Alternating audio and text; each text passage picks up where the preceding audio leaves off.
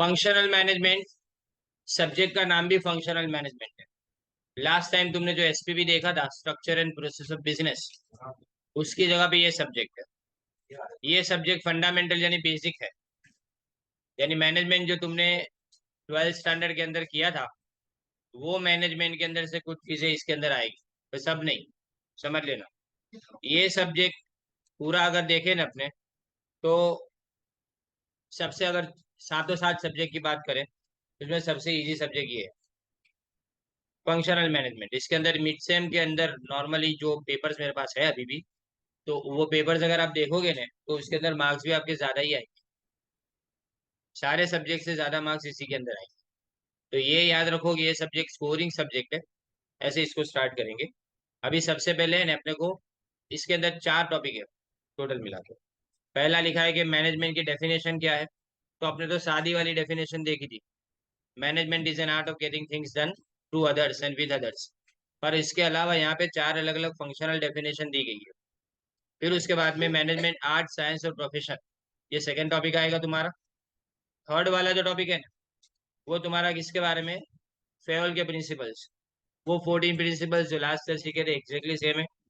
और टेलर के प्रिंसिपल।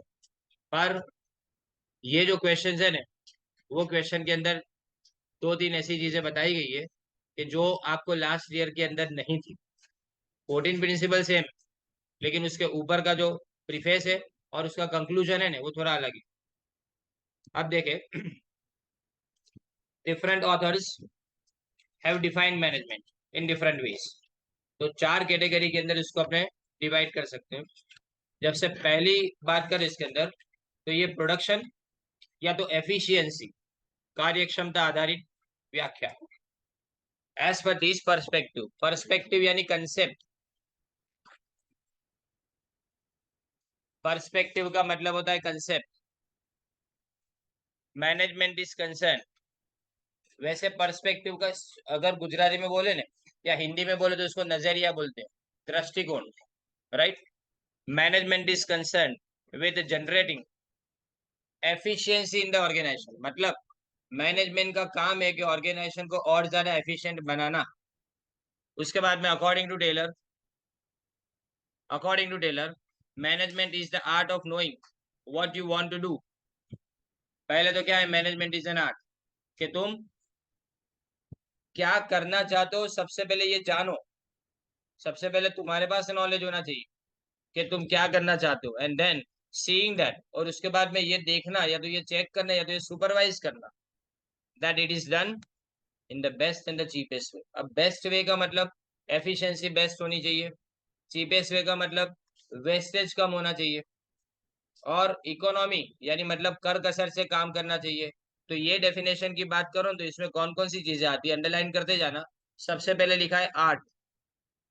सबसे पहला वर्ड कौन सा है, इसको आर्ट बोला गया है। यानी हर कोई मैनेजमेंट को सीखने वाला एक तरह से मैनेजमेंट अप्लाई नहीं कर सकता। दूसरी बात, knowing what you want to do, पहले ये जानना कि आप क्या करना चाहते हो। तीसरी बात, seeing that it is done, seeing that यानी इसके बाद में सुपरविजन आता है, and it is done in the best and cheapest way, यानी मतलब एफिशिएंटली होता है ये काम।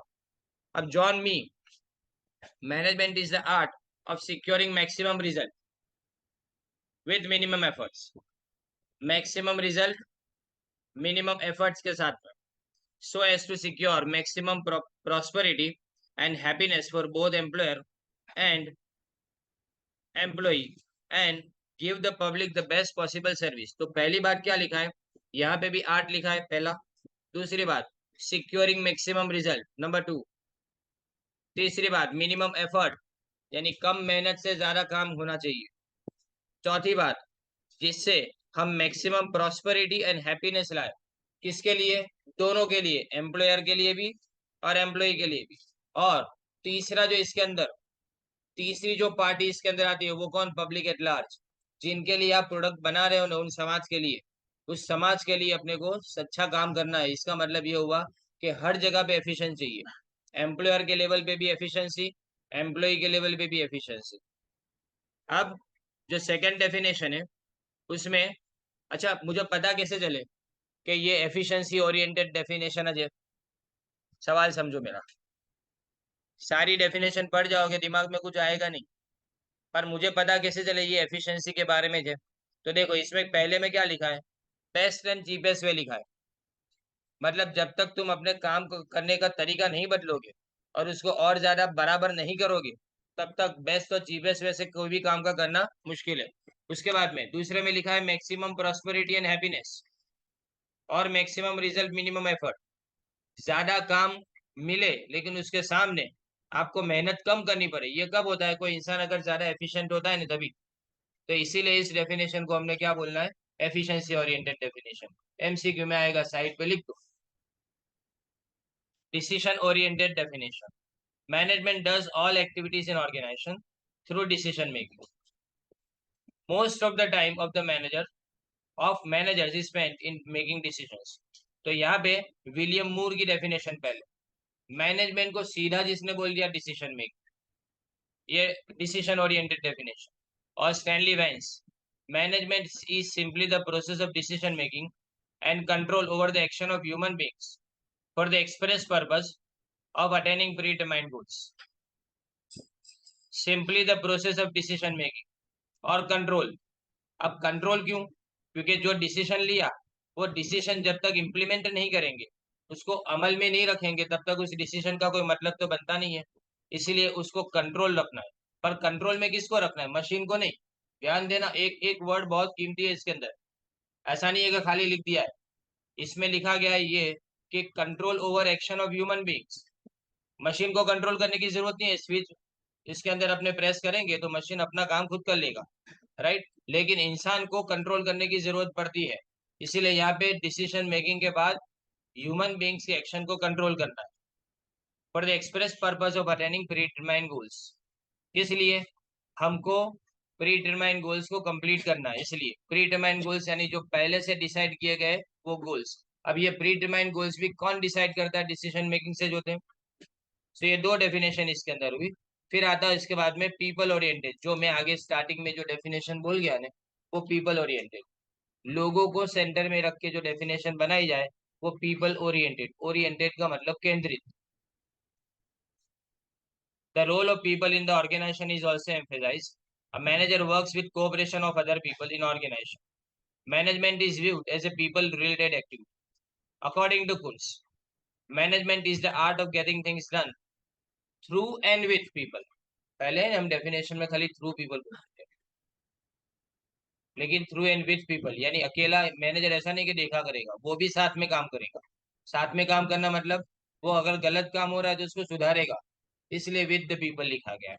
Through and with people. इन, इन क्या लिखा है, अंडरलाइन करो, फॉर्मली ऑर्गेनाइज ग्रुप। अब फॉर्मली ऑर्गेनाइज मतलब स्टेप बाय स्टेप, पहले से तुमको पता है कि किसकी क्या ड्यूटी है, किसके क्या रिस्पॉन्सिबिलिटी है, किसको क्या काम दिया गया है, ये सब आपको पहले से डिसाइड कर देना है, इसीलिए इसको फॉर्मली ऑर्गेनाइज ग्रुप बोला जाता है। ये नाम आता है कि who gave people oriented definition, तो लॉरेंस एप्ली। समझे, इस तरह से नाम पूछेंगे। इसीलिए मैं बोलता हूँ ये जो है ना पार्ट तुम्हारे मैनेजमेंट के अंदर यानी फंक्शनल मैनेजमेंट के अंदर, ये जो डेफिनेशन वाला पार्ट है ना, इसमें 2 से 3 एमसीक्यू समझ लेना। ये इतना समझ लो, 8 पेज का खाली यूनिट है, सिर्फ 8 पेज का यूनिट। और 8 पेज के यूनिट के अंदर से आपको 12 से 13 एमसीक्यू पूछने पड़ेंगे। तो इसका मतलब हर पेज के ऊपर से समझो 1 1.5 एमसीक्यू तो होना चाहिए ना, 1.5 पर ही। तो अपने ऐसा उसका समरी निकाले तो ऐसा होता है, average management is the accomplishment of results through the efforts of other people. Management accomplishment of result, पर आगे भी लिखा है अकम्पलिशमेंट ऑफ रिजल्ट, सब डेफिनेशन में ये लिखा है, गोल्स अचीव करना ये सब में लिखा है। पर साथ में क्या लिखा है, पहले में एफिशिएंसी लिखा, दूसरे में क्या लिखा, डिसीजन मेकिंग लिखा, अब तीसरे में क्या लिख रहे हैं देखो, through the efforts of other people. तो यहाँ पे पीपल का काम जो है ना वो सेंट्रलाइज किया गया है, इसीलिए हम ऐसा मानते हैं कि इसको पीपल ओरिएंटेड डेफिनेशन बोले। अब आता है फंक्शन ओरिएंटेड डेफिनेशन। चारों में से सबसे इजी और सबसे अच्छी डेफिनेशन ये है।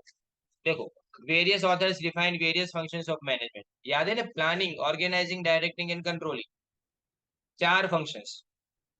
मैकफर्लैंड Management is defined for theoretical and analytical purpose as that process by which managers create, direct, maintain and operate purposive organizations through systematic, coordinated and cooperative human efforts. याद नहीं होता।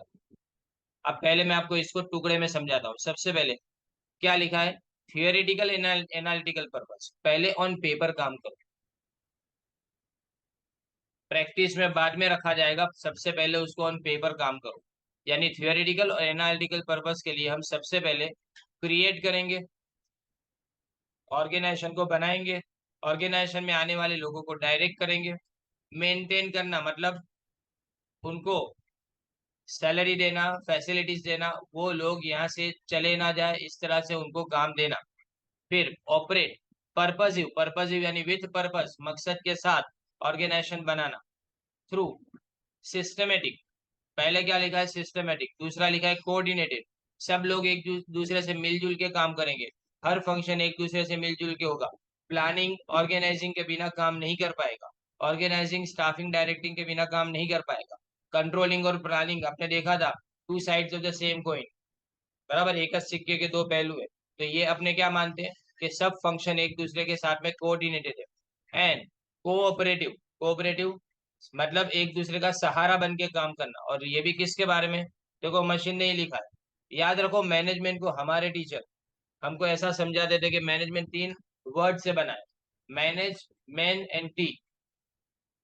तो manage your man, MEN, tactfully यानी समझदारी से अपने आदमी जितने भी काम करने वाले हैं उन सबको अगर अपने बराबर से मैनेज कर पाएंगे तो इसका मतलब मैनेजमेंट कंप्लीट हो गया। तो यहाँ मैनेजमेंट के अंदर मशीन की बात नहीं आती, मैनेजमेंट के अंदर मेथड की किसी चीज की बात नहीं आती, सबसे सेंटर में क्या आता है? मैन यानी ह्यूमन बींग्स आते हैं इसके अंदर। अब Henri Fayol, to manage is to forecast, सबसे पहले मैनेजमेंट में आएगा फोरकास्टिंग। फोरकास्टिंग का मतलब मैं पूर्वानुमान करता हूँ, यानी मैं किसी चीज को पहले से जज करता हूँ कि ये क्या हो सकता है इन फ्यूचर, फिर उसके हिसाब से प्लानिंग करना। फिर ऑर्गेनाइज करना, to coordinate and to control. फिर ऑर्गेनाइज करने के बाद यानी ऑर्गेनाइजेशन के बाद में कोऑर्डिनेशन, सबका काम बराबर से होना चाहिए। And controlling, we may define management as under, management is a process involving planning, organising, staffing, directing and controlling human efforts to achieve stated objectives in an organisation. ये देखो, ये पूरी डेफिनेशन होगी। पहले कहाँ से शुरू किया? प्लानिंग, ऑर्गेनाइजिंग, फिर स्टाफिंग, डायरेक्टिंग एंड कंट्रोलिंग। पता है ये डेफिनेशन किसकी है? ये डेफिनेशन ये फंक्शंस ऑफ मैनेजमेंट फेल ने दी है। Planning, organising, staffing, directing and controlling, ये पांच फंक्शन मैनेजमेंट के फेल ने दिए। आगे अपने देखेंगे भी इसको। अब देखो ये सिग्निफिकेंस ऑफ मैनेजमेंट, सिग्निफिकेंस यानी मैनेजमेंट क्यों चाहिए, मैनेजमेंट की जरूरत क्या है। तो explain the importance or significance of management. Management has become crucial not only for the organization itself but for the society too. Effective utilization of resources. Management tries to make effective utilization of various resources. The resources are scarce in nature. क्या लिखा है? Resources scarcity में होते हैं.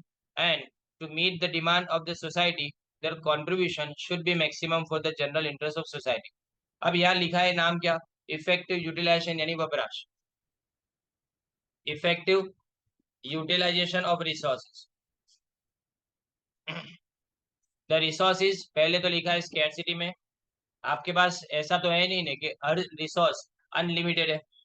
फिर demand को पूरा करने के लिए हमको क्या चाहिए? सोसाइटी के इंटरेस्ट को ध्यान में रख के हम क्या करेंगे? उसका यूज करेंगे। दूसरा आता है डेवलपमेंट ऑफ रिसोर्सेज। अब रिसोर्सेज है तो सही, पर वो अपने यूज के हिसाब से डेवलप करने पड़ेंगे यानी बढ़ाने पड़ेंगे।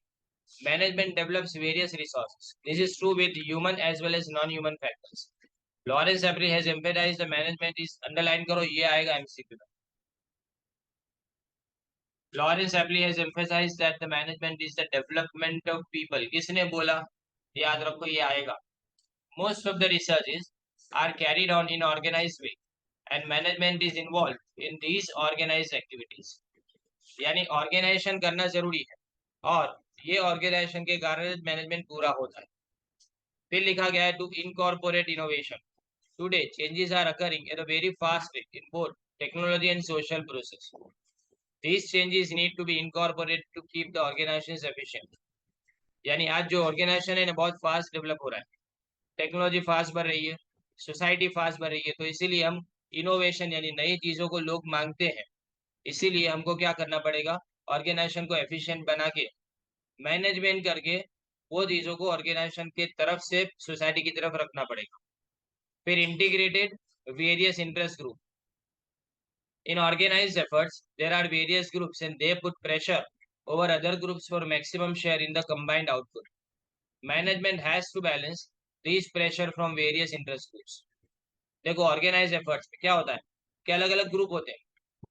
अलग अलग ग्रुप में सबसे पहला ग्रुप कौन सा, ऑनर का। ऑनर को किस में इंटरेस्ट है, अपने पैसे का, पैसे की सेफ्टी के अंदर और उसमें से मिलने वाले रिटर्न के ऊपर। जो तुम्हारे क्रेडिटर्स है उनको अपने पैसे टाइम पे वापस मिले और उसके ऊपर ब्याज मिलता रहे, उसके ऊपर इंटरेस्ट है, यानी बैंक वगैरह आ गए उसको। उसके बाद तुम्हारे एम्प्लॉइज है उसको पगार टाइम पे मिले, फैसिलिटीज अच्छी मिले, उसके ऊपर इंटरेस्ट है। और तुम्हारे कस्टमर को अच्छी प्रोडक्ट सस्ते में मिले, उसके ऊपर इंटरेस्ट है। तो ये सारे इंटरेस्ट ग्रुप्स है, ये सबका गोल अलग अलग है। कई बार तो ऐसा लगता है कि सबका गोल डाइवर्स है, यानी मतलब एक दूसरे से अलग जा रहा है, एक दूसरे के खिलाफ जा रहा है। तो इन सबको मिला के चलाने का काम किसका है, इंटीग्रेट करना यानी इकट्ठा करना, इन सबको जोड़ान देने के बाद। Stability in the society.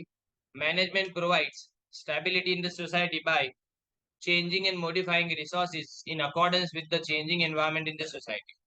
Management provides stability in the society by changing, modifying, changing यानी बदलना, रिसोर्स को बदलना। कैसे कि पहले अब अभी समझो कि हर स्कूटर मेटल की फ्रेम से बनता, लेकिन बाद में एवरेज की दिक्कत आती थी, वजनदार हो जाए तो, इसलिए इन्होंने फाइबर, और वो भी कौन सा, कार्बन फाइबर की बॉडी को यूज करना शुरू किया। इसी तरह से हम देखते हैं कि हर चीज के अंदर प्लास्टिक का या तो एबीएस का जो अपने बोलते हैं ना उसका यूज करना ज्यादा इन्होंने शुरू किया। Management provides integration between tradition and new invention, safeguard society from the unfavorable impact of these so that continuity in social process is maintained। एक नया चेंज आ रहा है अभी टू व्हीलर के अंदर भी, टू व्हीलर फोर व्हीलर सब, four wheeler के अंदर अब एबीएस कंपलसरी जैसा हो गया। एंटी लॉक ब्रेकिंग सिस्टम क्या होता है इसका मतलब, एक्चुअली जब कार को अपने ब्रेक मारते हैं ना, तो ब्रेक एकदम शॉर्ट में अगर मारे तो व्हील जो है ना वो स्लिप हो जाते हैं, स्किड हो जाते हैं, व्हील स्टॉप हो जाएंगे ना नॉर्मल कार के अंदर। लेकिन एबीएस में क्या, व्हील घूमते रहेंगे, स्किड नहीं होंगे, यानी स्लिप नहीं हो जाएगी कार। ये कहाँ पे तकलीफ हो जाती है, हिली एरियाज के ऊपर। हिली एरिया के ऊपर अगर तुमने ब्रेक एकदम से मारी ना, तो इसमें क्या होता है, एक्सीडेंट होने के चांसेस बढ़ जाते हैं। तो इसीलिए एबीएस सिस्टम आई, अब टू व्हीलर के अंदर भी ये ला रहे हैं। और ऐसा बोल रहे हैं कि 2025 के बाद में जितनी भी बाइक्स बेचनी हो तो इसमें कंपलसरी गवर्नमेंट ऑफ इंडिया का, कितनी नई नई चीजें आती है देखो। अभी आप इवन टू व्हीलर भी लेते हो तो आपको 5 साल का, 3 साल या तो 5 साल का कॉम्प्रिहेंसिव इंश्योरेंस लेना पड़ता है। इसका सबसे ज्यादा कॉस्ट बढ़ जाता है तुम्हारा। एक दिन के अंदर समझो कि सीधा 8-10 हजार का फर्क हो गया था, 8-10 हजार का फर्क हो गया था टू व्हीलर के अंदर, क्योंकि आपको 5 साल का इंश्योरेंस एक साल में, 3 या तो 5 साल का इंश्योरेंस साथ में लेना पड़ता है। ये थर्ड पार्टी के बिना आप चला नहीं सकते, थर्ड पार्टी इंश्योरेंस के बिना आप टू व्हीलर या फोर व्हीलर चला नहीं सकते, इलीगल है। तो ये हुआ पहला और दूसरा क्वेश्चन। अभी तीसरा क्वेश्चन देख रहे हैं, इज मैनेजमेंट आर्ट और science. There is controversy whether management is an art. Controversy यानी विवाद, dispute whether management is an art or a science. There are some characteristics of art and science in management. They are discussed as under. Management को सबसे पहले बोला गया है art. Art means practical application of personal skills and knowledge. Art का मतलब practical application, किसका, personal skill और नॉलेज का। तुम्हारे पास देखो एक बात समझो, फोटोग्राफी हर कोई सीखता है, लेकिन अच्छा फोटोग्राफर हर कोई नहीं बन पाता। एग्जैक्टली यही है, स्किल तुमने सीखी है, तुम्हारे पास नॉलेज है, पर उसके बाद में उसको अप्लाई कैसे करते हो ना, वो आर्ट हो जाता है। It is the practical way of doing something. Arts represents how of human behaviour, underline करो।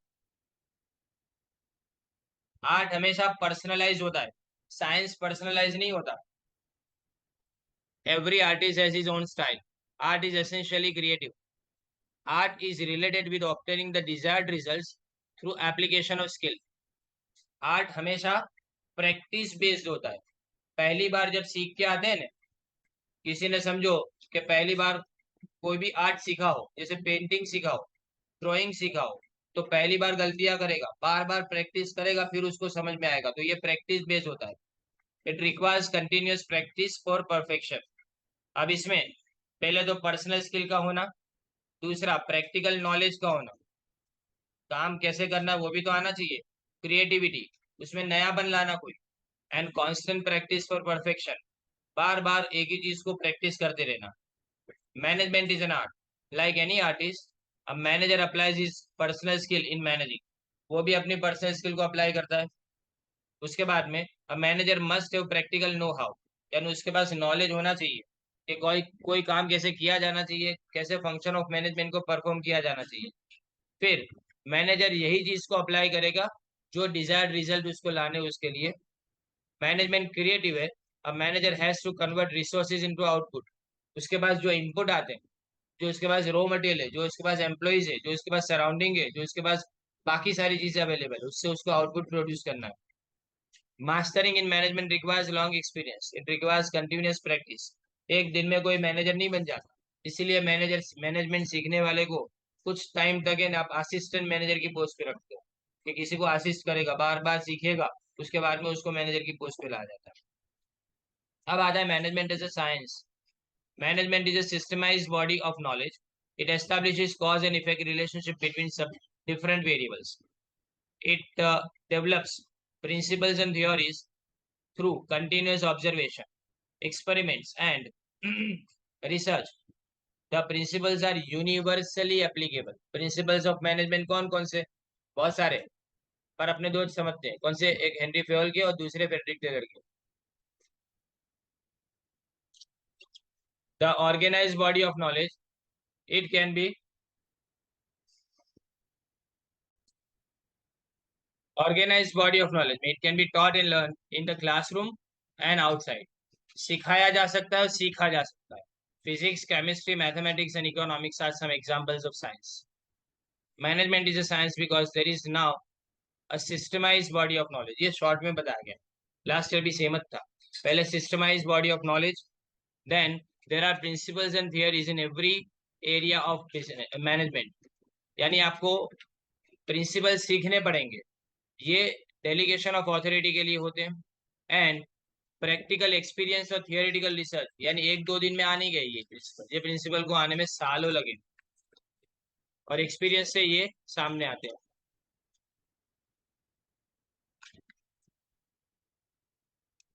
फिर managerial principles have wide range of applications.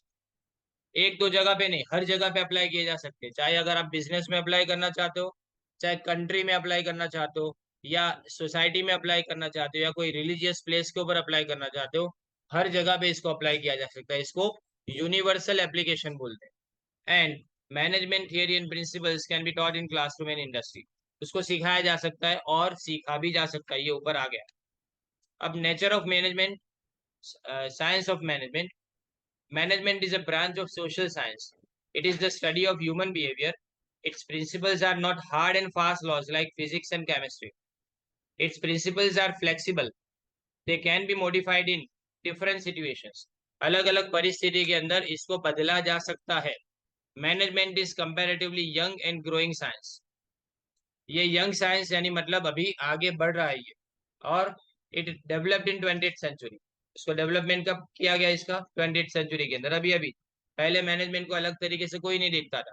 1960s के अंदर अगर आप देखो ना, तो 60s के अंदर जो मैनेजर होता था ना, वो भी एक आम आदमी की तरह, आम एम्प्लॉय की तरह जाता जाता था. उसके पास कोई अलग से फैसिलिटी नहीं होती थी. Management is N applied science. Applied science यानी मेडिकल और लीगल प्रैक्टिशनर की तरह आपको उसको अप्लाई करना पड़ेगा. मेडिसिन सीख लो, डॉक्टर बन जाओ, इम्पोर्टेंट नहीं है. डॉक्टर बनने के बाद उसको अप्लाई करना. मेडिसिन कौन सी देनी है? डॉक्टर आपके पास के दवाई दवाई के पैसे नहीं लेता. आपके पास से पैसे लेता है डायग्नोस करने के, यानी उस बीमारी का इलाज करने के लिए जो बीमारी उसने ढूंढी है. Right. Management is N imperfect science. It contains the human element in environmental dynamics. Management imperfect यानी अधूरा ही है। उसके बाद में इट इज एन इनएग्जैक्ट साइंस और soft science because managers can not behave exactly in future in similar condition. Manager her bar same behave नहीं करेगा। एक मैनेजर एक कंपनी के अंदर ज्यादा सक्सेसफुल, पर अगर उसको दूसरी कंपनी के अंदर रखा गया तो बाद में शायद ऐसा भी हो सकता है कि दूसरी कंपनी के अंदर वो सेम अप्लाई ना भी कर पाए। अब conclusion, management is both a science and art. Management is said to be underline करना is the oldest of an art and youngest of science. A manager must have knowledge for decision making process and he must have skills to apply this knowledge in solving problem यानी art. Thus the theory यानी science and practice of management go side by side, यानी हम management के science और art को दोनों को एक दूसरे से अलग नहीं कर सकते।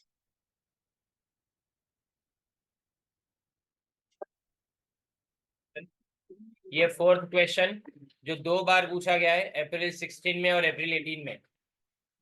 To decide whether management profession है कि नहीं, तो हमको सबसे पहले उसके कैरेक्टरिस्टिक जानने पड़े। तो पहले लिखा गया है systematise body of knowledge and skill. Every profession has a systematise body of knowledge. ये जो नॉलेज है ना उसको अपने सीख सकते हैं। This knowledge can be learn and management like other profession requires a specialise knowledge. Every ordinary human being, ध्यान देना, अंडरलाइन करो, एवरी ऑर्डिनरी ह्यूमन बीइंग कोई भी मैनेजर नहीं बन सकता क्योंकि उसके लिए स्पेशल नॉलेज और स्किल की जरूरत पड़ती है। अब रिस्ट्रिक्टेड एंट्री, रिस्ट्रिक्टेड एंट्री का मतलब क्या? आपको एंट्री लेनी है किसी प्रोफेशन में तो आपको एग्जामिनेशन पास करनी पड़ेगी। तो every profession is restricted entry on the basis of examination और एजुकेशन।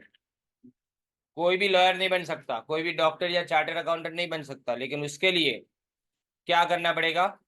उसके लिए हमको डिग्री लेनी पड़ती है, हमको एजुकेशन लेना पड़ता है। लेकिन मैनेजमेंट के अंदर ये क्वालिटी नहीं है क्योंकि there are self made managers. कुछ मैनेजर जैसे हैं जो विदाउट एजुकेशन भी मैनेजमेंट के अंदर आ जाते हैं। मैनेज करने के लिए इंसान के पास एक्सपीरियंस का होना जरूरी है, विजडम का यानी अक्लमंदी का होना जरूरी है। एजुकेशन इतना ज्यादा इंपॉर्टेंस नहीं रखता है। फिर professional association for code of conduct. अब कोड ऑफ कंडक्ट का मतलब क्या? कोड ऑफ कंडक्ट यानी नियम, जो रूल्स बनाए गए ना वो code of conduct. Every profession has professional, underline करो, प्रोफेशनल एसोसिएशन। सबसे पहले आपको उसकी मेंबरशिप लेनी पड़ती है। किसी को लॉयर बनना है तो उसको किसकी मेंबरशिप लेनी पड़ेगी? बार काउंसिल ऑफ इंडिया की। डॉक्टर बनना हो तो इंडियन मेडिकल एसोसिएशन की आपको मेंबरशिप लेनी पड़ेगी। Such association regulates the entry in the profession. Regulate यानी कंट्रोल करे। Grant certificates of practice. अगर आपको प्रैक्टिस करनी है तो उसके लिए आपको सनद या तो प्रैक्टिस के लिए जो सर्टिफिकेट चाहिए ना वो कहाँ से मिलेगा? इस एसोसिएशन के पास से मिलेगा। Formulates and एनफोर्सेस code of conduct, और रूल्स वो फॉर्म करेगी और वो रूल को अप्लाई कराएगी। फॉर एग्जाम्पल इन इंडिया हमारे पास बार काउंसिल ऑफ इंडिया है, मेडिकल एसोसिएशन ऑफ इंडिया है, और अगर फील्ड ऑफ मैनेजमेंट की बात करें तो अपने पास कौन सा है? All India medical management association. But the code of conduct is not strictly followed by its members. लेकिन कोई कोड ऑफ कंडक्ट को इतनी ज्यादा स्ट्रिक्टली फॉलो नहीं करता है। इसमें ऐसा है, मैं आपको एक सिंपल सा एग्जांपल दूं कि डॉक्टर अगर ऑपरेशन करने में गलती करे तो उसको पनिशमेंट हो सकती है, लेकिन मैनेजर के कारण अगर नुकसान हुआ तो उसके लिए कोई ऐसी पनिशमेंट बताई नहीं गई है। वो क्या करेगा? ज़्यादा से ज़्यादा वो इंसान, उसको नौकरी से निकाल दिया जाएगा, बराबर, जॉब से निकाल दिया जाएगा, लेकिन दूसरी जगह पे वो जॉब कर पाएगा, उसके ऊपर कोई रोक टोक नहीं लगती है। Service motive, every profession is service motivated, यानी उसकी मोटिव क्या है? सर्विस का। सर्विस यानी मतलब इसमें कोई प्रोडक्ट नहीं बेचनी है, आपको सिर्फ सेवा देनी है इसके अंदर। True professional serve their clients interest, they serve the society and nation through dedication and commitment. देखो डेडिकेशन समर्पण कહેવાય બંનેનો मतलब management does not satisfy this characteristic also. यहाँ पे भी ऐसा कोई जगह पे मैनेजमेंट के अंदर देखा नहीं जाता। अब एक कंक्लूजन, एट प्रेजेंट मैनेजमेंट को हम प्रोफेशन नहीं बोल सकते in all respect, because it has only some characteristic of profession but not all, because most of the managers are not properly qualified and formally trained. ज्यादातर managers को training नहीं दी गई है या उनके पास ऐसी क्वालिफिकेशन नहीं होती है। सब managers perform well even though they are not properly educated, है ना? ऐसा हमने देखा है कई बार कि एजुकेशन ना भी हो तो भी वो अच्छा काम कर लेते हैं। There is a practice of hereditary managers. Hereditary managers का मतलब वारसागत। फादर अगर मैनेजर है ना तो उसके बेटे को भी मैनेजर बनाएगा, ऐसा। यानी फादर अगर बिजनेस का ऑनर है तो वही खुद अपने बेटे को या बेटी को अपने बिजनेस के अंदर लाएगा। बॉर्न मैनेजर्स होते हैं, यानी मतलब जन्म से जो मैनेजर्स होते हैं ना वैसे। नाउ अब एकदम इंपॉर्टेंट क्वेश्चन देखो, 19 में अप्रैल 19 के अंदर ये क्वेश्चन खाली तीन कोई भी लिखने के ऐसे पूछे गए थे। अप्रैल 19 के अंदर कोई भी तीन इसमें से आपको प्रिंसिपल्स ऑफ मैनेजमेंट लिखने ऐसा पूछा गया था। अप्रैल 16 के अंदर ये पूछा गया था, लेकिन इसमें खाली लिस्ट बनाना पूछा गया था। इसका मतलब आपको खाली नाम लिखने थे, पूरे एक्सप्लेन नहीं करने थे, खाली नाम लिखने थे। Principles all 14। The real father of modern operational management theory is the French industrialist. Underline करना ये फ्रेंच वर्ड को।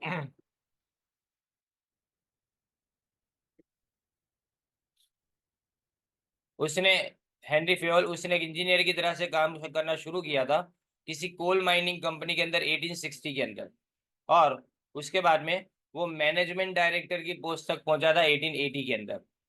ही publish a book name administration industrial et general. Actually et में ई आएगा, ईटी, एटी नहीं आएगा, ईटी आएगा। इसमें eight लिखा हो ने तो इसको ईटी करो, क्योंकि ये फ्रेंच लैंग्वेज में 1916 के अंदर ये बुक पब्लिश हुई थी, एमसीक्यू में पूछा गया है। 1916 के अंदर it's English version general and administration management was publish in 1949 in USA. He has offered certain principles of management जो हर तरह के ऑर्गेनाइजेशन में चाहिए, चाहे वो इकोनॉमिक ऑर्गेनाइजेशन हो, चाहे सोशल, पॉलिटिकल या तो रिलीजियस। तो इसने 6 कैटेगरी के अंदर एक्टिविटीज को डिवाइड किया। तो पहली बात, एक्टिविटीज को डिवाइड किया 6 कैटेगरी में। सबसे पहला टेक्निकल, ये सब आप सीख चुके हो। टेक्निकल में प्रोडक्शन आएगा, कमर्शियल में buying selling and exchange, financial के अंदर कैपिटल का बेस्ट यूज करना,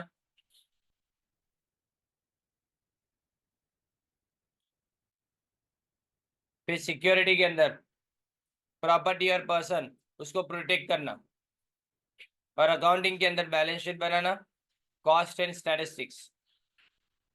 फिर मैनेजरियल आता है, उसमें planning, organising, commanding, coordination and controlling. इसने 5 अलग अलग फंक्शंस मैनेजमेंट के बताए। ये भी आपको है ना एमसीक्यू के अंदर आ सकता है। Planning, organising, commanding, coordination and controlling. अब फेयोल के कंट्रीब्यूशन की बात करें तो इसमें सबसे पहला उसने क्या बताया? सबसे पहला managerial qualities and training. Fayol was the first person, underline करो, to identify the qualities required in a manager. यहाँ 6 तरह की क्वालिटीज एक मैनेजर के अंदर चाहिए। पहले फिजिकल, वो हेल्दी होना चाहिए, और विगर, हाँ विगर एड्रेस का मतलब एनर्जी।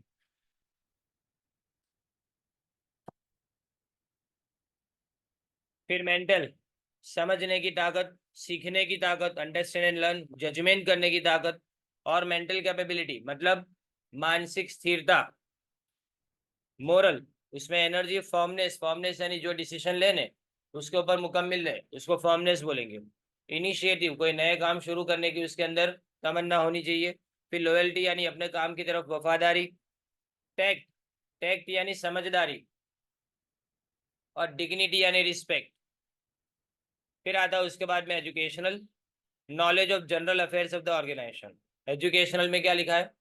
जनरल अफेयर्स, ऑर्गेनाइजेशन की जो सारी चीजें ना, उसमें से सब चीजें उसको पता होनी चाहिए कि काम कैसे होता है।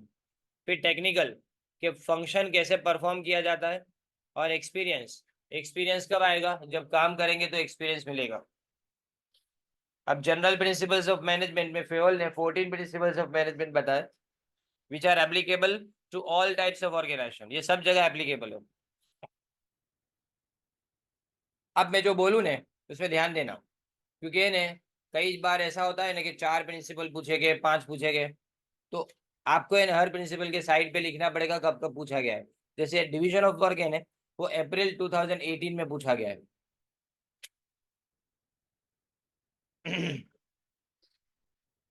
फेवल ने रिकमेंड किया डिवीजन ऑफ वर्क, किसके लिए, एडवांटेज स्पेशलाइजेशन का, मतलब आप किसी काम के अंदर एक्सपर्ट बनो ना उसके लिए।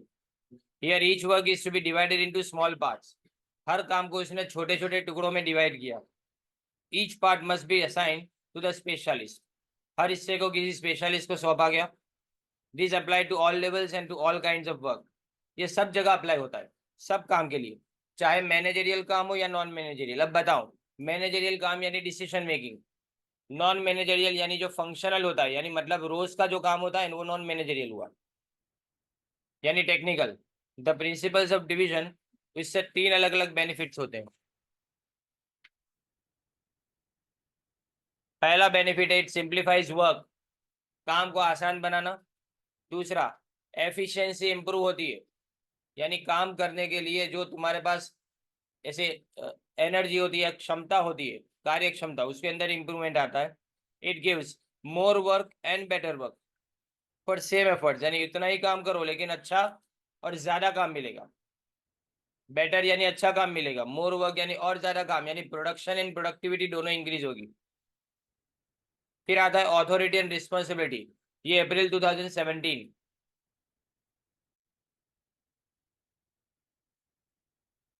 Authority means right to give orders and right to take decisions.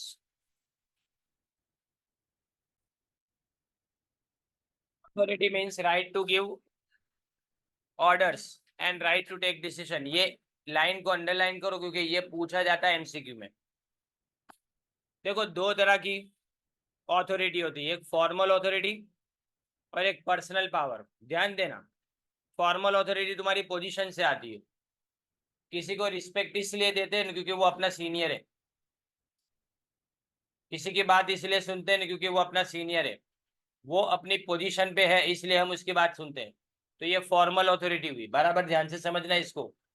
Formal authority arise from official position. Personal power, अब किसी को हम किसी की बात इसलिए मानते हैं क्योंकि हमको लगता है कि हमसे ज्यादा वो होशियार है, हमसे ज्यादा अकल में वो ज्यादा है, हमको लगता है कि वो सामने वाला जो बात कर रहा है वो बराबर कर रहा है, तो मैं उसकी ऑथोरिटी इसलिए कबूल कर रहा हूँ क्योंकि मुझे पता है कि उसके पास भले स्टेटस ना हो लेकिन उसके पास यकीन से ये बात है कि वो मुझे फायदा पहुंचा ऐसा काम करेगा, तो इसलिए मैं उसकी बात मानता हूँ। तो ये हुआ किसका, ये पर्सनल ऑथोरिटी हुई, जबकि फॉर्मल ऑथोरिटी मतलब पोजीशन से आना। Personal power arises from intelligence, experience, moral good and so on. Moral good यानी सही गलत का डिफरेंस बताना। रिस्पॉन्सिबिलिटी, ये भी एमसीक्यू में आता है। Responsibility is the obligation to complete the assigned work, काम को कंप्लीट करने की जिम्मेदारी, जिसको रिस्पॉन्सिबिलिटी बोलेंगे। Responsibility arises out of assignment of activities. Authority and responsibility are co related terms, co related यानी दोनों एक दूसरे के साथ जुड़े हुए हैं। Responsibility is the essential counterpart of authority, ये भी अंडरलाइन करो। काउंटर पार्ट यानी सिक्का की बीजी बाजू, other side of the coin. They go hand in hand, they are coexistence and coextensive. Coexistence का मतलब साथ में होना, कोएक्सटेंसिव यानी इक्वल होना, यानी जितनी ऑथोरिटी ने उतनी दी रिस्पॉन्सिबिलिटी, या जितनी रिस्पॉन्सिबिलिटी उतनी जो authority. There must be parity, parity यानी इक्वालिटी, पैरिटी मतलब समानता, equality between authority and responsibility, ये भी एमसीक्यू में आया। फिर आता है डिसिप्लिन। डिसिप्लिन कोई बार नहीं पूछा गया। Discipline is essential for smooth running of business. It means, अब डिसिप्लिन से क्या होता है, पहली बात तो ओबीडियंस ऑफ अथॉरिटी, यानी अथॉरिटी को मानना, ओबीडियंस यानी ऑब्जर्वेंस ऑफ रूल्स, रूल्स को फॉलो करना, respect for agreement and superiors, फिर क्या, बात मानेंगे एग्रीमेंट के अंदर जो लिखा है वो, और सुपीरियर्स की बात मानेंगे, and sincere efforts for completing given job, और कोई भी काम कंप्लीट करने के लिए हम क्या करेंगे, पूरी मेहनत लगाएंगे उसके अंदर। तो ये हुआ तुम्हारे लिए डिसिप्लिन। अब ध्यान दे, it can be maintain by good supervision at all levels, ये अंडरलाइन करना है। डिसिप्लिन के लिए क्या चाहिए, तो सुपरविजन हर लेवल के ऊपर, क्लियर एंड फेयर एग्रीमेंट, जो एग्रीमेंट आपके पास एम्प्लॉय की तरह से साइन करवाया जाता है ना, बराबर वो बराबर होना चाहिए, क्लियर, सब चीजें उसके अंदर लिखी हुई होनी चाहिए, between employee and employer, and judicious application of penalties, judicious यानी न्यायी, न्याय करके, और पेनल्टीज यानी सजा, यानी सजा को जब अमल में रखे ने, तो ऐसा ना हो कि दो जन के साथ में भेदभाव किया जाए। डिसिप्लिन में भी सेल्फ इम्पोज और कमांड डिसिप्लिन। अब इसका भी मतलब समझ लें, सेल्फ इम्पोज का मतलब मैं खुद डिसिप्लिन में रहता हूँ, मुझे कोई रूल बुक ढूंढने की जरूरत नहीं है, मैं जानता हूँ मुझे क्या काम करना है, मुझे कब आना है कब जाना है, ये मुझे सब पता है, वो सेल्फ इम्पोज हो गया।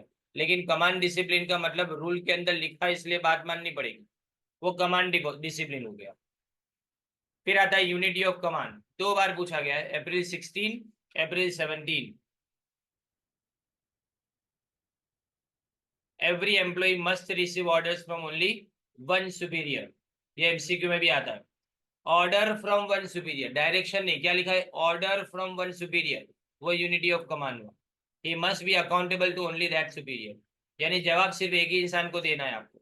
If he has to report to more than one superior, there will be confusion and conflict, अगर एक से ज्यादा लोगों की बात सुननी पड़े तो कंफ्यूज हो जाएगा इंसान, और कन्फ्लिक्ट यानी झगड़े होने लगेंगे। And responsibility of subordinate can not be identified, और अपने किसी को जिम्मेदारी से बात नहीं कर सकते उसके कि तुम्हारी ये जिम्मेदारी बनेगी। फिर आता है unity of direction, this principle states that there must be one head and one plan for a group of activities having the same objective. It is helpful to have better coordination among various activities. एक head, एक plan, यानी सिर्फ एक इंसान है और सिर्फ एक प्लान, उसी को सुनना है आपको। देखो अब आप बोलोगे कमांड और डायरेक्शन में फर्क क्या, कमांड में ऑर्डर की बात है, डायरेक्शन में सीखने की बात है, काम सिखाने वाला एक होना चाहिए, समझ में ना आए तो उसको बताने वाला एक होना चाहिए। ये किसके लिए चाहिए आपको, better coordination among various activities, सब एक्टिविटीज बराबर कोऑर्डिनेशन यानी संकलन के साथ में काम करे, इसके लिए चाहिए। फिर subordination of individual interest to general interest, कई बार है ना कंफ्लिक्ट होता है, किस बात के लिए, कि मैं अपने बारे में सोचूं कि ऑर्गेनाइजेशन के बारे में सोचूं। तो ऐसा बोला गया कि सबऑर्डिनेशन उसको हटा दो, हम अपने इंटरेस्ट के बारे में नहीं सोचेंगे, हम किसके बारे में सोचेंगे, हम ऑर्गेनाइजेशन के बारे में सोचेंगे। Individual interest like ambition, money and recognition, पैसा, रिकॉग्निशन यानी शाबाशी लेना, ये सब है ना, and so on reduce the importance of general interest. 10 reduce में डी लिखा, नहीं, the importance of general interest, thus individual interest is very often against the general interest, हमेशा इन अपोजिट में होता है। कारण क्या, अगर मैं पैसे खुद के लिए कमाने की ट्राई करूंगा तो किसी दूसरे का नुकसान करूंगा, तो अगर दूसरे का नुकसान हुआ तो अल्टीमेटली तो ऑर्गेनाइजेशन का नुकसान हुआ ना, पूरे बिजनेस का नुकसान हुआ। So it is necessary to reconcile them, reconcile यानी उनको मैच करना, भेगा करो इन्हें। When there is a conflict between the two, general interest should always be supreme against individual interest, otherwise organization will collapse, collapse यानी टूटी पड़ू, break down. यानी अगर दो इंटरेस्ट में कई बार लगे ना कि कौन से वाले को ज्यादा इंपॉर्टेंस देना है, तो हमको जनरल इंटरेस्ट को ज्यादा इंपॉर्टेंस देना है। देन कम्स रेम्यूनरेशन, रेम्यूनरेशन यानी पगार, सिंपल लैंग्वेज में, the remuneration must be fair to all employees, it must give maximum satisfaction to both the employees and organisation. Remuneration fair होना चाहिए, इसका मतलब क्या, रेम्यूनरेशन योग्य होना चाहिए, फेयर का मतलब वो सेटिस्फेक्शन दोनों को मिले, एम्प्लॉय को भी ऑर्गेनाइजेशन को भी। अब आप रेम्यूनरेशन सेट करो ने, तो क्या क्या बातें ध्यान में रखी जाती है, कॉस्ट ऑफ लिविंग, इंसान को जीने के लिए कितना पैसा चाहिए, प्रोडक्टिविटी ऑफ वर्कर्स, वर्कर कितना काम करता है, उसकी उत्पादकता कितनी है, जनरल बिजनेस कंडीशन, तुम्हारी पे करने की ताकत है कि नहीं, बिजनेस प्रॉस्पेरिटी पे है कि बिजनेस डाउन हो रहा है, ये दो बातों को ध्यान में रखना है। Fair remuneration increases efficiency and morale of employee workers, workers को अच्छा लगेगा काम करने में। अभी कल की बात करें तो कल गवर्नमेंट ऑफ गुजरात ने अपने जितने भी एम्प्लॉयज हैं गवर्नमेंट ऑफ गुजरात के, उनके लिए एक डिसीजन ये लिया कि इलेक्शन से पहले उनके पगार को बढ़ा दिया। ये सैलरी बढ़ने से फायदा क्या हुआ, जितने भी लोग हैं वो सब सेटिस्फाइड हो गए, अब कोई अपोज करने वाला नहीं है। उनके दिमाग में क्या आएगा कि गवर्नमेंट हमारे लिए अच्छा काम करे, तो वोट जाएगा किसको, गवर्नमेंट। सिंपल, हर गवर्नमेंट ऐसा करती है। It also creates better relations between workers in the management, तो अच्छे रिलेशन बना सकते हैं, कारण कि अपोजिट नहीं करेंगे तो इसका मतलब रिलेशन स्ट्रांग होंगे ना। फिर आता है सेंट्रलाइजेशन, अप्रैल 17 में पूछा गया था ये। If subordinates are given more role and importance in the management committee, it is decentralization. सवाल क्या लिखा है, डिसेंट्रलाइजेशन किसको बोलते हैं, यानी अगर सबऑर्डिनेट को ज्यादा काम दिया गया, सबऑर्डिनेट को ज्यादा इंपॉर्टेंस दिया गया, तो वो सॉरी, हाँ वो डिसेंट्रलाइजेशन हुआ, ये आता है एमसीक्यू में। But if they are given less role and importance, मतलब उनके पास से काम छीन लिया जाए, डिसीजन लेने का पावर छीन लिया जाए, तो उसको सेंट्रलाइजेशन बोलते हैं। Management must determine optimum, optimum यानी बेस्ट डिग्री ऑफ सेंट्रलाइजेशन और डिसेंट्रलाइजेशन। अब देखो, ऑर्गेनाइजेशन छोटा सा हो तो डिसेंट्रलाइजेशन से कोई फायदा नहीं है। साइज ऑफ ऑर्गेनाइजेशन में ध्यान रखे, रिलायबिलिटी ऑफ सबऑर्डिनेट, सबऑर्डिनेट पे भरोसा रखा जा सकता है कि नहीं, कैरेक्टर ऑफ मैनेजर, मैनेजर की सोच क्या है, एंड प्रिवेलिंग सर्कमस्टेंसेस, जो अभी प्रिवेलिंग यानी प्रवर्तमान हालनी परिस्थिति के विजेते, प्रिवेलिंग यानी प्रवर्तमान, एग्जिस्टिंग, सर्कमस्टेंसेस यानी सिचुएशन। अब स्केलर चेन दो बार पूछा गया है 17 और 18 में।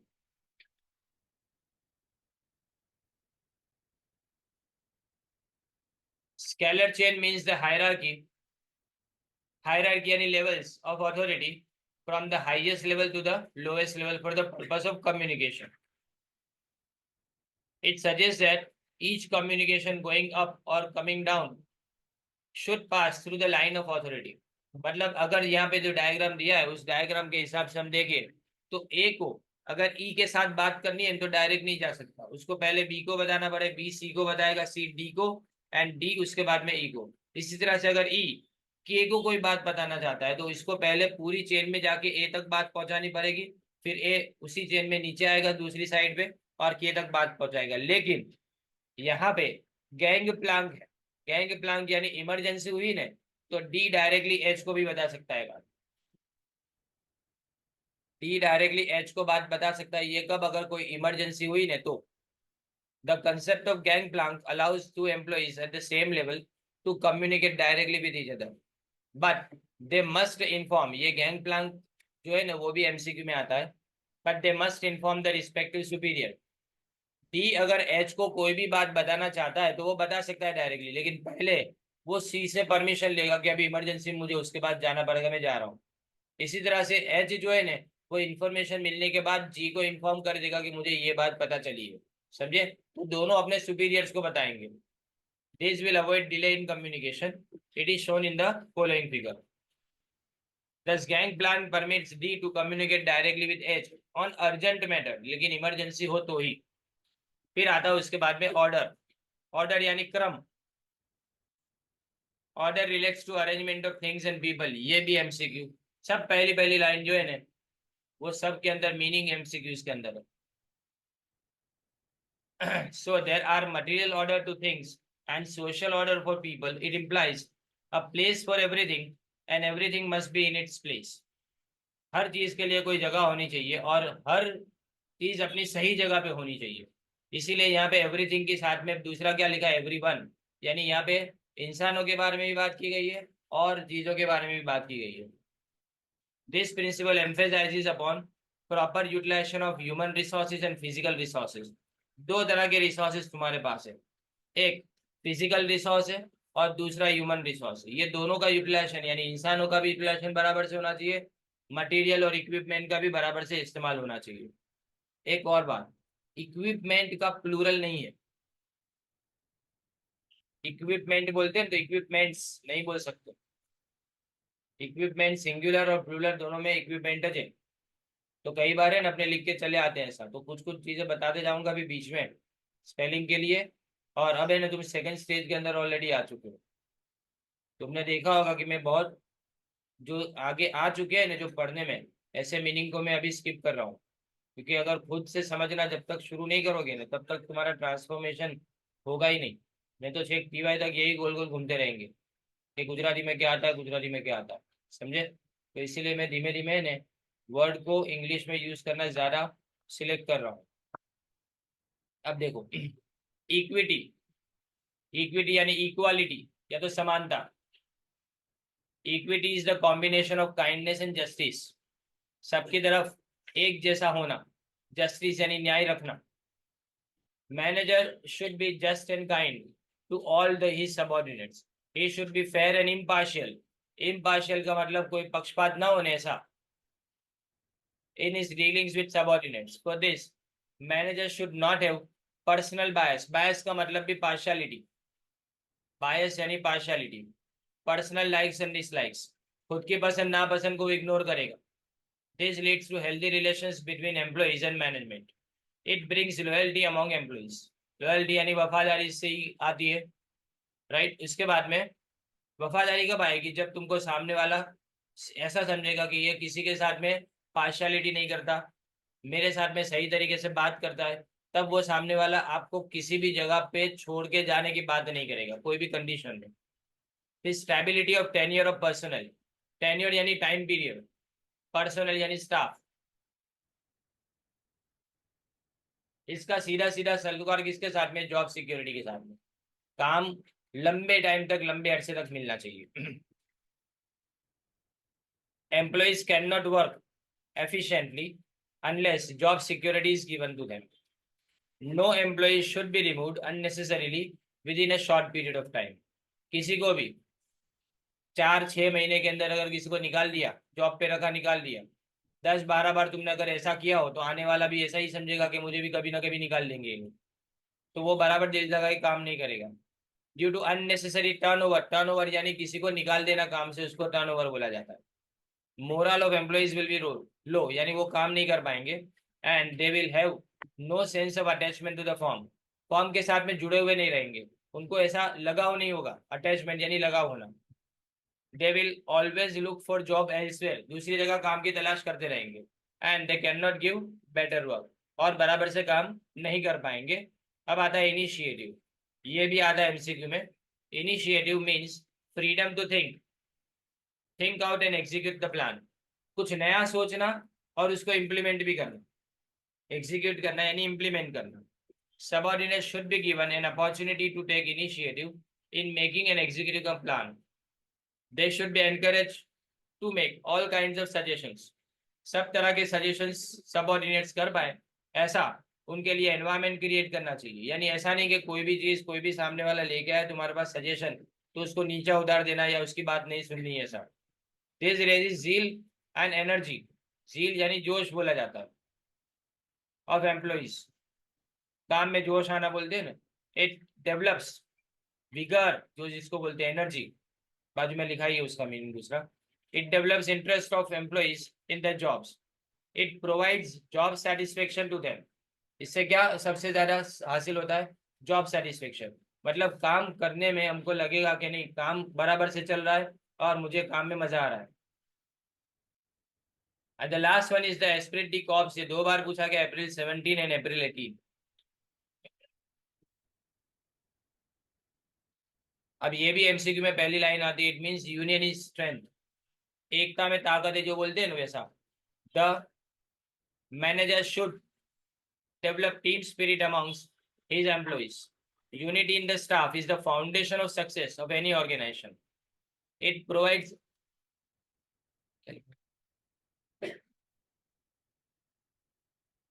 strength to the organisation.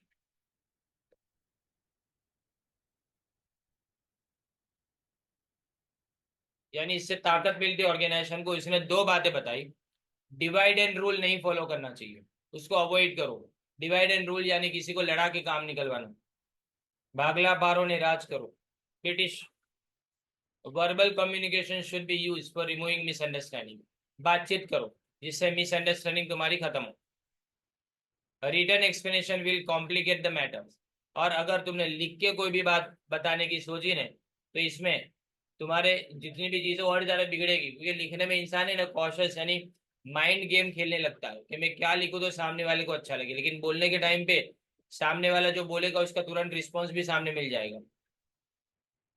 Fayol observe that these principles are flexible and not absolute. Absolute का मतलब हर सिचुएशन में सेम रहे ने उसको एब्सोल्यूट बोलेंगे, लेकिन फ्लेक्सिबल या तो रिलेटिव का मतलब सिचुएशन के मुताबिक चेंज हो। They are applicable according to the changing conditions. Now, elements of management, the last one. According to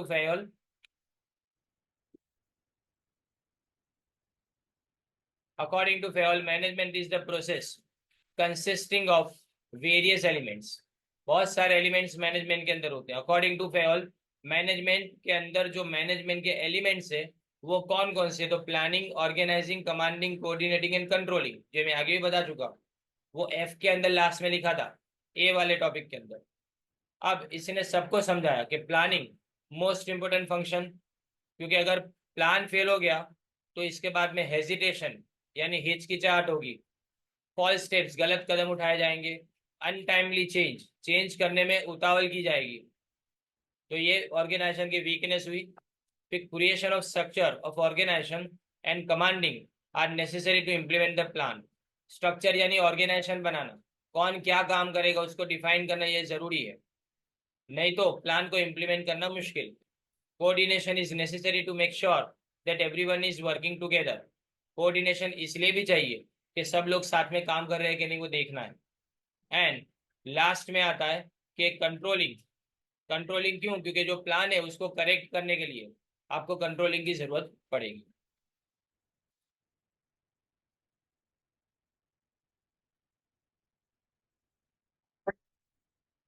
number 6, explain contribution of Taylor to the management.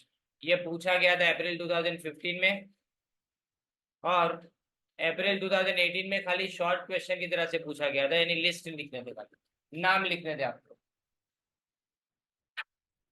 अब पहले इंट्रोडक्शन अपने टेलर का। तो फ्रेडरिक विंसलो टेलर पूरा नाम, उसने concept of scientific management को सबसे पहली बार यूएसए के अंदर इंट्रोड्यूस किया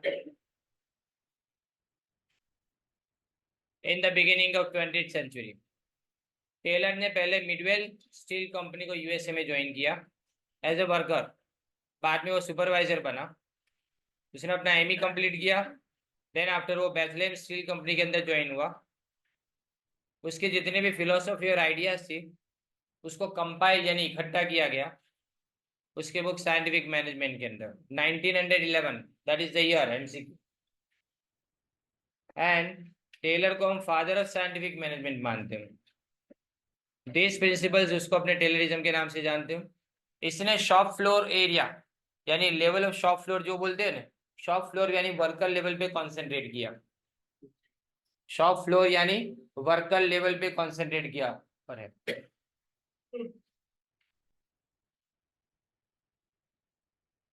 बराबर। उसने साइंटिफिक मैनेजमेंट को क्या बताया कि scientific management is concern with knowing exactly what we want men to do and then seeing that they do it in the best and the cheapest way। पहले तो क्या बताया गया कि knowing what you want your men to do, यानी मतलब तुम अपने एम्प्लॉइज के पास से क्या काम निकलवाना चाहते हो, फर्स्ट थिंग इज दैट। और ये देखना कि वो वर्कर्स वही काम को सबसे बेस्ट और चीपेस्ट तरीके से कंप्लीट करते हैं। पहले जो साइंटिफिक मैनेजमेंट के पहले था ना वो हिट एंड मिस का केस था, लगे तो लगे नहीं तो तुक्का, लगा तो तीर नहीं तो तुक्का, ऐसा रूल ऑफ थंब था। रूल ऑफ थंब की जगह पे इसने साइंटिफिक मैनेजमेंट के बारे में बात की, जिसको दो हिस्सों में डिवाइड किया उसने। एक elements and tools of scientific management और दूसरा प्रिंसिपल्स ऑफ साइंटिफिक मैनेजमेंट। तो हम यहाँ पे elements and tools of scientific management में सबसे पहले देखेंगे separation of planning and doing. Taylor ने सेपरेट यानी अलग किया प्लानिंग को from actual doing of work. काम एक्चुअली जो होता है ना उससे ये अलग किया। Before Taylor scientific management worker used to plan about how we he had to work. यानी वर्कर खुद प्लान करता था कि उसको क्या काम करना है और खुद ही वो काम को एग्जीक्यूट भी करता था। गलती इसमें कहाँ होती थी कि वर्कर जो भी प्लान करे ने वो अंडररेटेड प्लानिंग करता था। मतलब वो प्लानिंग को प्रॉपर ना करे, और अगर प्लानिंग प्रॉपर ना हो तो उसके बाद में होगा क्या कि काम वो कम करता था, अपने आप को कम काम मिले ना इस तरह से वो प्लानिंग करता था।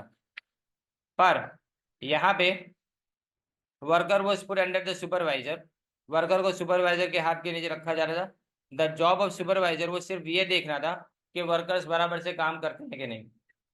But this was creating a lot of problems. इससे प्रॉब्लम क्रिएट हुआ। Therefore Taylor suggested separation of planning and doing. तो टेलर ने सजेस्ट क्या किया, दोनों चीज अलग होनी चाहिए, प्लानिंग अलग, डूइंग यानी एक्चुअल वर्क अलग। According to him planning should be left to the supervisor and actual doing should be left for worker. Planning करेगा सुपरवाइजर और जो असल काम है वो वर्कर को सौंप दिया जाएगा। अब आता है फंक्शनल फोरमैनशिप। फंक्शनल यानी work related. Functional foremanship means to divide the work of supervision. Supervision को मैनेजरियल फंक्शन बोलते हैं, क्योंकि सुपरवाइज करना यानी मतलब काम करना नहीं, काम दिखाना होता है और काम चेक करना होता है। तो ये मैनेजमेंट का फंक्शन है। Among a number of expert supervisors और फोरमैन। ये सब किसके बीच में डिवाइड किया जाएगा, सुपरवाइजर या तो फोरमैन के बीच में। अब देखो आपके सामने जो डायग्राम है वो डायग्राम में वर्कशॉप मैनेजर उसको दो हिस्सों में डिवाइड किया, एक प्लानिंग करने वाला और एक प्रोडक्शन करने वाला, दोनों के इंचार्ज। सबके पास चार चार डिपार्टमेंट है, चार चार वर्कर काम करते हैं। एक तो रूट क्लर्क है, दूसरा instruction card clerk, then after time and cost and disciplinarian. फिर प्रोडक्शन में speed boss, inspector, maintenance foreman and gang boss. ये सब के हाथ के नीचे वर्कर्स काम करेंगे। Taylor suggested the scheme of functional foremanship और डिवाइडेड फोरमैनशिप, जिसको बोलते हो फंक्शनल या तो डिवाइडेड फोरमैनशिप। टेलर ने सेपरेट किया। ये 8 फोरमैन लिखा है ना, ये 8 फोरमैन एमसीक्यू में आता है। हाउ मेनी फोरमैन, तो 8 के अंदर उसने डिवाइड किया, जिसमें से 4 जो है ना वो प्लानिंग के अंदर है और बाकी के 4 वर्कशॉप के अंदर है। Thus he divided the work of supervision among 8 foremen. तो 8 लोगों के बीच में उसने काम को डिवाइड कर दिया। फिर आता है job analysis. In traditional management, management has no ideas about fair work of the day. Management को इस मामले में कुछ पता ही नहीं होता था कि फेयर वर्क यानी सही काम किसको बोला जाता है, यानी एक दिन में कितना काम होना चाहिए। सो आउटपुट हमेशा लोअर लेता था। तो इसने मैनेजमेंट के अंदर ये समझाया टेलर ने कि management must determine fair work of day, जिसको अपने नाम देते स्टैंडर्ड वर्क। यानी एक नॉर्मल इंसान एक दिन के अंदर एक वर्कर कितना काम कर पाएगा अगर उसको सारी फैसिलिटीज जो स्टैंडर्ड फैसिलिटीज है उसको प्रोवाइड की जाए तो। अब स्टैंडर्ड टास्क ये आता है MCQ. Standard task is defined as the amount of work जो एक average worker working under ideal and standardize conditions and in an atmosphere of mutual trust, यानी एक दूसरे पे भरोसा करके एक दूसरे के कोऑपरेशन के साथ में जो एक दिन में काम कर पाए उसको अपने स्टैंडर्ड टास्क बोलेंगे। Taylor suggested to find out one best way of doing the job. सिर्फ एक तरीका होता है, अच्छा सही तरीका सिर्फ एक ही है काम करने का, बेस्ट तरीका जिसको बोला जाता है। Best way of doing the job is the way which requires least movement. 3 बातें उसके लिए रिक्वायर्ड है। पहले तो लीस्ट मूवमेंट यानी जगह बदलनी ना चाहिए, ना पड़े ज्यादा। दूसरी बात लेस टाइम, जिसमें टाइम कम लगे। और तीसरा जिसके अंदर लेस कॉस्ट यानी खर्चा कम हो।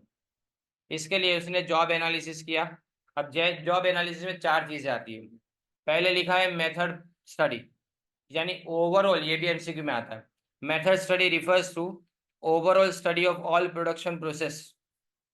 हम क्या करेंगे, प्रोडक्शन चार्ट चार्ट बनाएंगे, पूरा चार्ट बनाएंगे, इसमें कौन सी एक्टिविटी कब होगी ना वो फ्लो चार्ट के जरिए से हम इसको बताएंगे।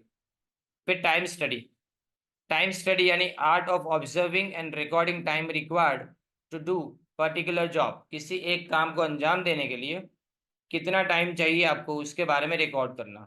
The main aim of time study is to determine standard time required to do the job. Time study किस लिए? टाइम स्टडी को करने के पीछे का कारण क्या? हम चेक करें कि एक जॉब कंप्लीट करने के लिए स्टैंडर्ड टाइम कितना चाहिए हमको।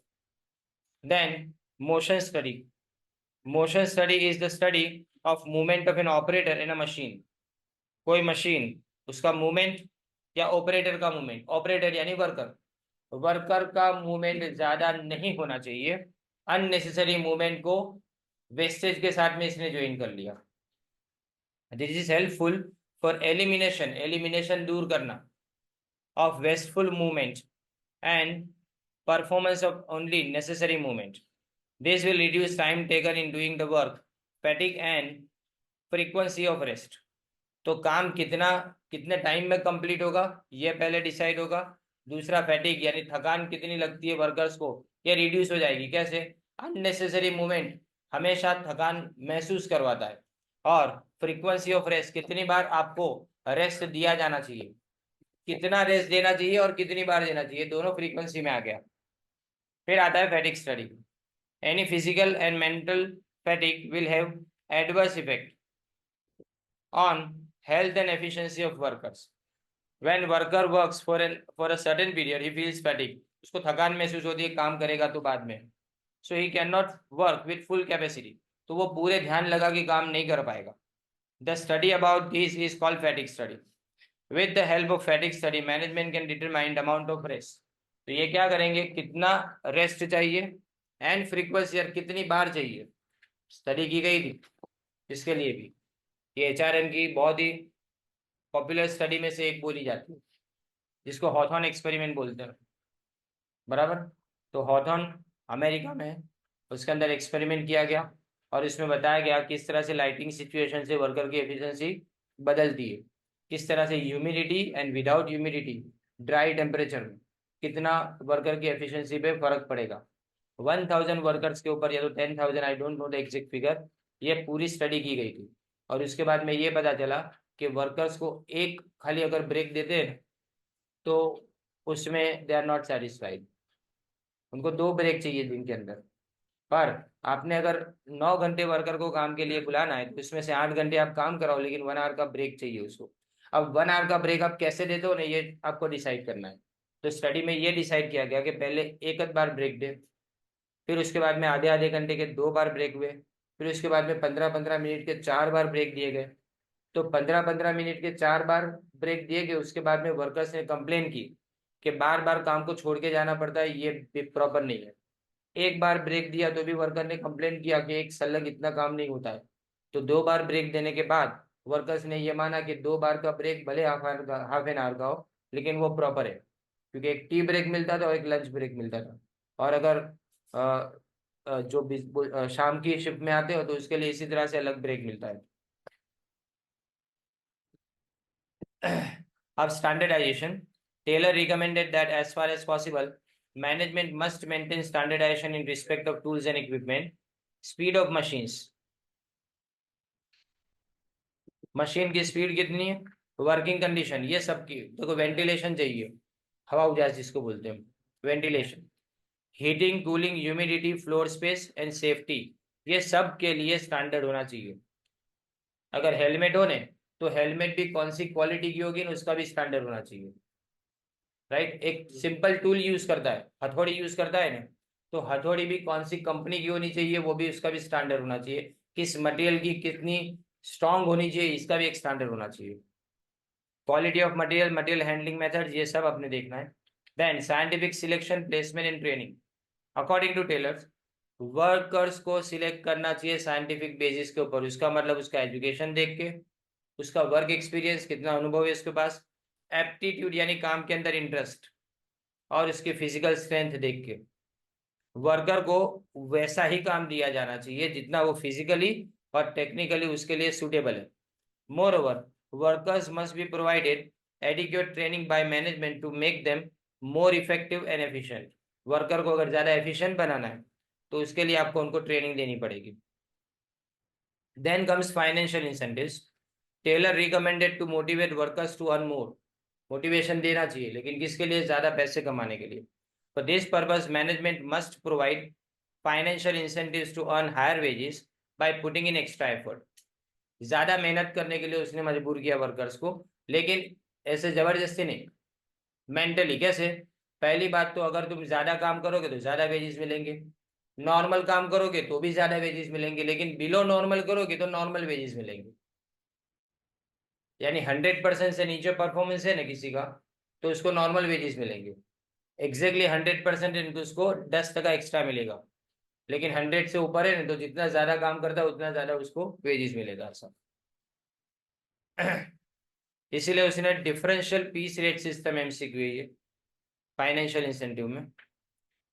It states that a worker who complete the normal work, उसको हायर रेट पर पीस मिलना चाहिए, और जो कंप्लीट नहीं कर पाता उसको नॉर्मल वेज मिलना चाहिए, जैसे मैंने भी आप बाकी बताया आपको.